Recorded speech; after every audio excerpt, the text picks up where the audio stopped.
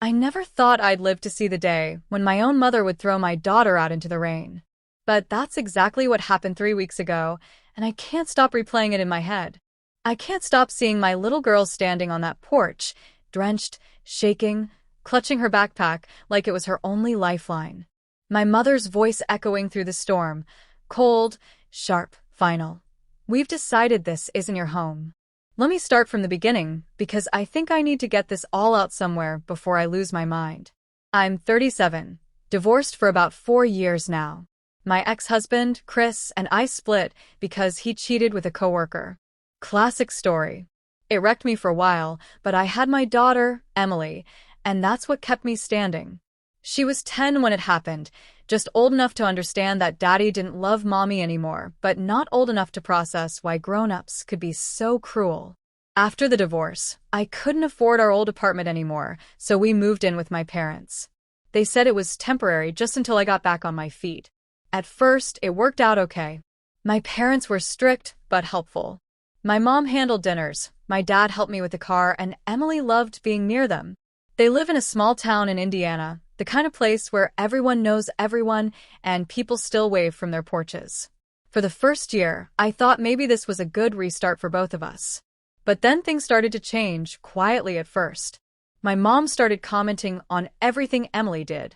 Her clothes were too grown up. Her makeup, which was just lip gloss, made her look like trouble. Her music was noise. Her friends weren't the right kind. I brushed it off because, well, she's my mom. She's old-fashioned. She raised me on rules and routines and fear of what the neighbors might think. But then it started turning into something uglier. Whenever Emily spoke up for herself, Mom would twist it into disrespect. If Emily said she didn't like what was for dinner, Mom would tell her she was ungrateful. If Emily wanted to stay after school for a club, Mom said she was being secretive. If Emily cried, Mom accused her of acting out for attention. I thought maybe they just didn't understand each other. I told myself I could keep the peace if I just kept them apart when things got tense. But you can't live in the same house and keep people apart forever. One night, I came home from a long shift, double hours at the clinic, and found Emily sitting on the porch steps in the dark. Her eyes were red and swollen. My mom was inside, watching TV like nothing was wrong. I asked what happened, and my mom said, "Ask your daughter. She has a mouth on her." Emily told me through tears that Mom had called her a disgrace because she had a picture of her dad on her nightstand. Apparently, Mom walked by and saw it and lost her mind, saying, "He ruined this family and you still worship him?" Emily tried to explain that she just missed him. That was all. Just a kid missing her dad. That night I told my mom she had to back off. That Emily wasn't her project to fix. That she was my daughter, not hers. Mom didn't take that well.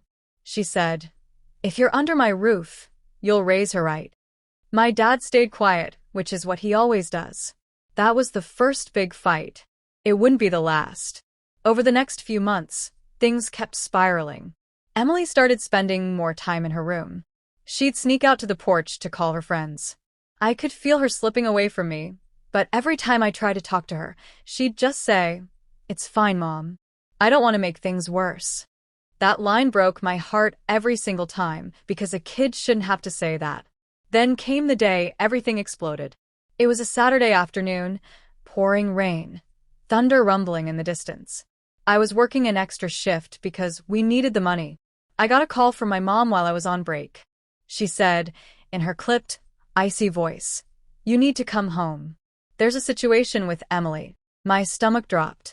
I asked what happened, but she just said, "You'll see when you get here," and hung up. When I got home, the scene didn't make sense at first. Emily was outside on the front porch, completely soaked. She was crying so hard she could barely breathe. Her suitcase was next to her, zipped up. My mom stood inside the doorway, with her arms crossed. I ran up to Emily, panicking, asking what happened. She just sobbed, "Grandma said I can't live here anymore." I turned to my mom, confused and furious. "What are you talking about?" I asked. Mom's voice was cold, controlled. "We've decided this isn't her home anymore. She's been disrespectful, sneaking around, lying about where she goes after school. We won't tolerate that in this house. I was shaking. She's 14. You don't get to kick her out. My dad appeared in the hallway, looking like he wanted to disappear. I begged him to say something, but he just muttered, "Your mother's made up her mind." That's when Emily broke down completely. She dropped to her knees on the wet porch, crying so hard it scared me. She kept saying, "I didn't do anything. I swear. And I don't have anywhere else to go." And my mom, my own mother, just turned away. She said, "You both can leave if you don't like it." Then she closed the door. That sound, the door clicking shut, was like a gunshot in my chest. I grabbed Emily and got her into the car. She was shivering, clutching her backpack, repeating, "Why does Grandma hate me?" over and over. I had no idea how to answer that. I didn't even have time to grab our things. I just drove. I didn't know where we were going, only that we couldn't stay there anymore. We ended up at a cheap motel off the highway. I used my debit card and prayed it wouldn't get declined. I remember wrapping Emily in the scratchy motel blanket, brushing her hair out of her face, and feeling this crushing wave of guilt. Guilt for ever thinking my mom's house was a safe place for her. Guilt for not leaving sooner. Guilt for being so desperate to have help that I let my daughter live in an environment that made her feel unwanted. That night, I sat in the bathroom and cried silently, so she wouldn't hear me. I just stared at myself in the mirror, at my red eyes and cracked lips, and thought, what the hell am I doing? Over the next few days, we bounced between that motel and a friend's couch. I called my mom to try to talk things out, thinking maybe she'd calm down, but she didn't. She doubled down. She said Emily was a bad influence, that I was too soft, and that she was just trying to protect the family's peace.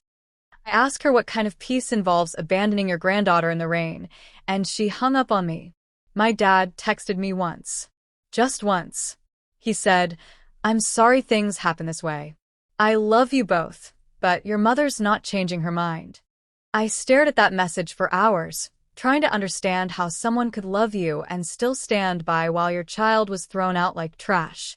Right now, we're renting a tiny one-bedroom apartment in the next town over. It's not much, but it's ours. Emily has her own little corner with her posters and string lights, and she actually laughs again sometimes. She's still jumpy whenever it rains, though. Every time thunder hits, she flinches a little, like she's back on that porch. I keep thinking about that moment, her standing there, soaked, betrayed, shaking, and how my mother looked at her like she was a stranger. I don't know how to forgive that. I don't even know if I want to. Sometimes, when Emily's asleep, I find myself scrolling through old pictures, holidays, birthdays, summers at the lake, and I see my mom smiling with her arm around Emily. I can't reconcile that woman with the one who shut the door on her. I wonder if she ever lies awake at night thinking about what she did. I doubt it. She's too proud.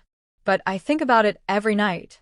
I think about how my daughter looked at me in that motel room and said, "Mom, are we going to be okay?" And all I could do was hold her and say yes, even though I didn't believe it myself. I'm starting to now, though. Slowly. We're okay.